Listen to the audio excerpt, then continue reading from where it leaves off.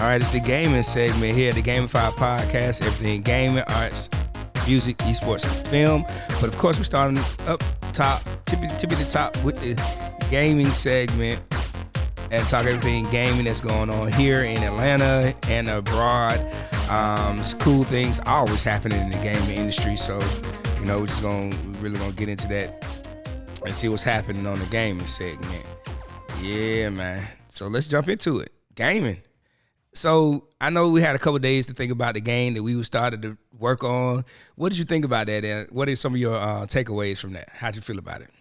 I think it was the setup was cool. I think the setup was cool. We ain't finished it, did we? Nah, we ain't quite finished it. It's you can't really. It takes time. About 6 months to a year. Depending on the amount of time that you got to put in to really come up with a game that you want to. Put together and put out there. But that was a great start. We did a warp speed version, kind of one. But like I said, I've done that. I've taken an hour and with some stuff, and we had in an hour, which is good. So one of the cool things about, in the workshop setting, if it's set up properly, it'll force you to kind of push through and finish some things. So even if it's not perfect, which game design, filmmaking, music is never perfect. There's nothing in the world, first of all, that's perfect that you're working on any project. But when you have a time deadline, then it forces you just to kind of move on and go through it, because the cool things about games, I think that's what's demonstrated by games, that you can always do a patch. You can always do, a season 2, or you can do updated content, and they call it downloadable DLC, downloadable content, that you can always do to upgrade your game or take it to the next level. So, you don't have to finish it, or have a finished product. I tell my students all the time, I was like, when they send you an iPhone or they send you a game that you playing, every so often, what you got to do? You got to do an update. You got to do a download or something. So I was like, exactly. They give you all these products and stuff for you to use and do, and it's never finished. It's never finished. It's always, and I think they learned that, it used to be they wouldn't let a product go out there until it was almost completely perfect. But then they were like, you know what? I think they were under the gun, and they put some stuff out there, and then they said, you know what? We're going to give them an update. And then they saw that it just kept engagement with folks. People look for the updates and the patches. It helps them to feel like they're a part of the process of things, becoming more complete and better. So, updates ridiculous. So I just got the 2K. Yeah. It took me 5 hours before I could play the game. What on the PlayStation? Yeah, it had to install, and then I had to clear some space. So I had to clear some space to even get the game on there to play the game. Yeah. And it was like a 4. I was able to play it without the features, but it took 4 hours for it to be complete.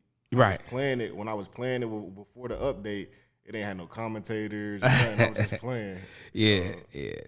And that's actually okay too, because people want to play the game even though it's downloaded. So I'm glad that they did that feature, because it used to be you couldn't even do that, and then they decided to kind of unlock that feature to be able to play games while stuff is being updated. Because it was crazy. You had to do that, and you just turn it on, set it, forget it, and walk around and do something else. But now you can actually play a little bit on. I remember Madden. Some of the games make you play certain parts before it downloads completely anyway.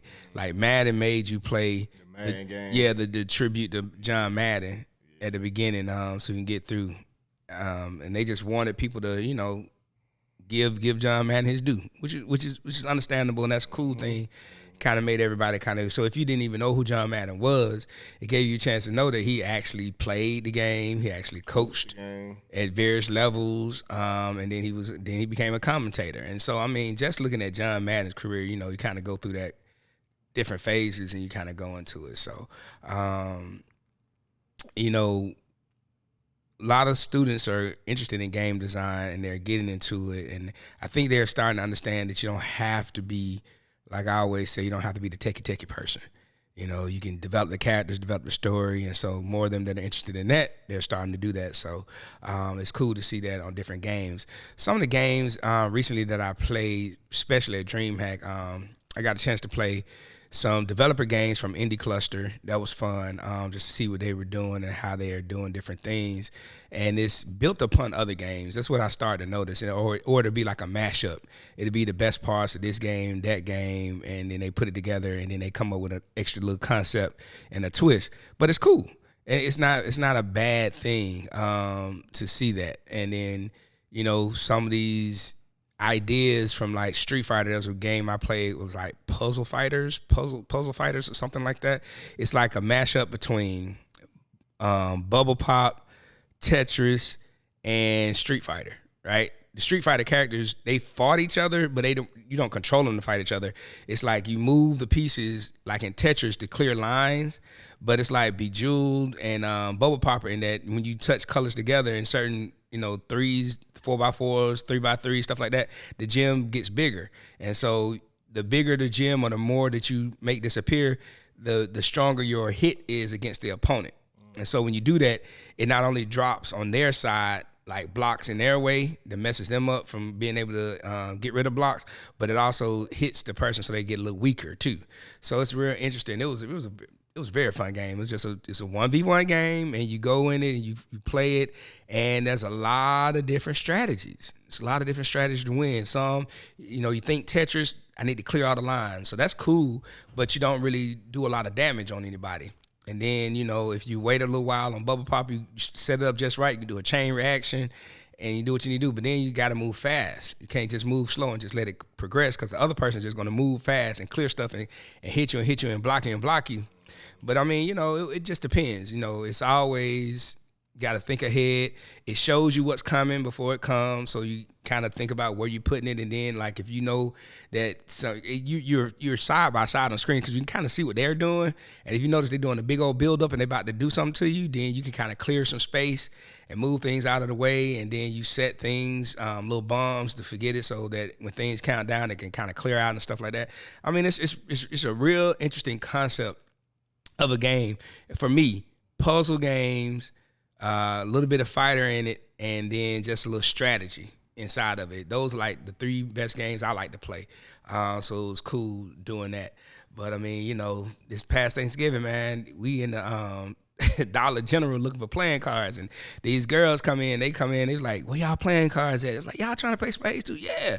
Everybody's still playing games. I think, the holidays is a time when you're around your family that everybody wants to play games. So I say just explore all the different types of games that's out there, man. There's a game called Battle Shots. It's like Battleship, but you put shot glasses on it. Matter of fact, when I remember I went to Friendsgiving a couple weeks ago. Of course, we playing drinking games. We was playing one game.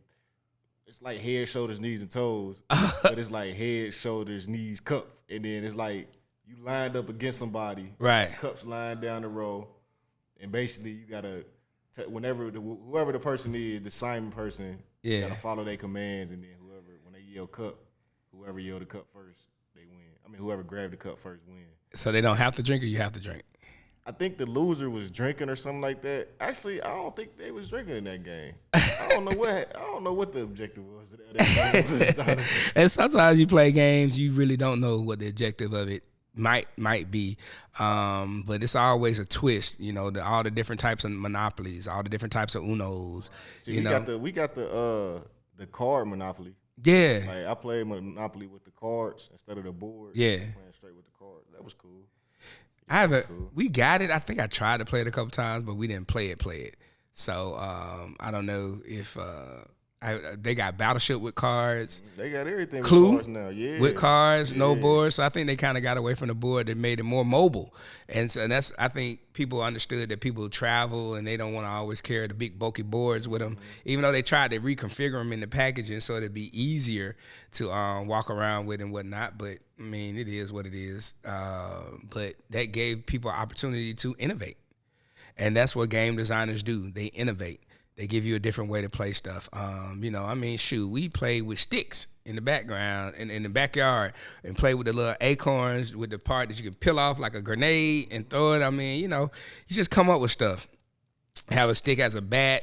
You foil ball, cup ball. You know, we played all kind of stuff. Basketball crates, man. Basketball just with the trash can and the paper, man. I mean, you know, just do what do with it. I mean, you just come up with all kinds of paper football. You just make the triangle foot and you slide it on the table just like this, man. I spent hours in high school playing paper football, and I mean, we had some knockdown tournaments, high schools, man, just with freaking notebook paper, triangle shape. That's your football. We going down. You gotta measure it to make sure it went through. Everybody was using the finger. They was like, nah, that's cheating. People's fingers got wrinkles in it. So now you got to use a piece of like a ruler or another piece of paper or something that's straight edge. You go down there. I mean, you just come up with all kind of cool stuff. But then you put on things with that. You got the 4 downs to get to the end, and then you could punt it, and then or you could just kick the field. You know, you could do all kind of stuff. It was crazy, but you come up with those different rules because it's, you know, it's fun. Yeah, I think people just like to play games, man. People like to have fun. Did y'all used to play pencil break? Oh man, all the time, man. And I used to always look for the right kind of pencil, and I was like, pencils. Yeah, the one pencils that was thick, that was hard to break. Yeah, those were it was a couple skinny ones, man, that was really hard to break. Those were the ones. Man, you get on there and people used to scrunch up their eraser part, so you have a little axe, kind of like a little hacker right there, a little knife, and then you do it, and they be like, oh man, you cutting up my pen. Hey, it was a strategy, right? Yeah. You do that, or you take it off and you just do the things, but had to kind of can give a little bit, and so when you had the ones that flexed a little bit, it actually gave you a little bit of extra whip action to hit the pencil, and then everybody had their different ways of doing it with the side, and then you did it like this, and then some people used to turn this way and do it. I mean, different forms, and then some people used to break that bad boy, break their pencil before they even popped it. Yeah. And it was what it was. And people be standing in line in the back of the doggone. We did that in high school too. We did it in grade school, but we brought that back in high school too, man. It was crazy. I know grade school for sure. I think we did it in high school too. Man, I mean, it was just fun, man. Why not? Why not, man? It's a game, man, and that's all it's about. It's about having fun. You know, it's about people spending time with each other. What was the last show I did? A tease. It was a K-pop show. Yeah. So in between, we done setting up, and you know, we just there. We backstage for the show.